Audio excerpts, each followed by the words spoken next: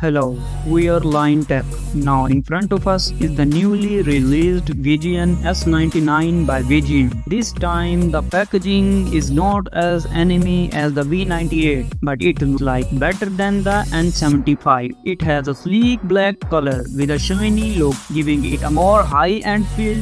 The packaging is simple, including a cable, a keycap, color, and 3 Aurora crystal switch. The cable is about 2 meters long. Let's take a look at the keyboard. The color I received is called Splendid Green, combines dark green and vibrant wild green. The keycaps are made with high quality materials and have bold and greeny characters. The warm sword characters on the keycaps have been replaced with super big sword, which is engraved smoothly and has slightly radical feel.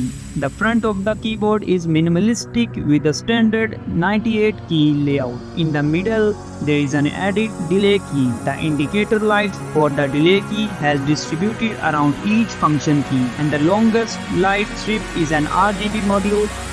You can use FN plus home to switch its lighting mode. The lights of these two indicators seem to be reflected because there is a light guide column inside that connects them. If the guide column was separated, a lighting effect might be better. The upper and lower shells of the keyboard are fastened together with small buckles and 6 2mm inner angle screws at the bottom. The edges of the shell have a similar thickness to the V98 series. They don't have the pronounced chamfering. Instead, there is a subtle curve. It is recommended to use wrist for better ergonomics. Turning to the back of the keyboard, there is an aluminium alloy back plate top, and the surrounding lower shell has a color changing treatment. It feels smooth and slightly glossy to the touch. In the center, there is a copper colored decorative plate with the words Triad Typing Pleasure for a pure typing experience. The receiver is stored in this position. To retrieve it, lightly press the right side plastic nameplate and the receiver will pop out. This design aims to provide convenience and also allow for storing other small items when the receiver is taken out of use. As for the switches, my keyboard is equipped with Aurora crystal ice cream switches, which have a 40-gram application force and a 1.4mm travel distance. The sound of the bottoming out is satisfying. Stabilizers should be the same as those on the V98 Pro, and there are light guide columns on the switches. The lighting effect on the keyboard is enhanced when the keycaps are installed. The PCB features individual grooves, and there is an additional plate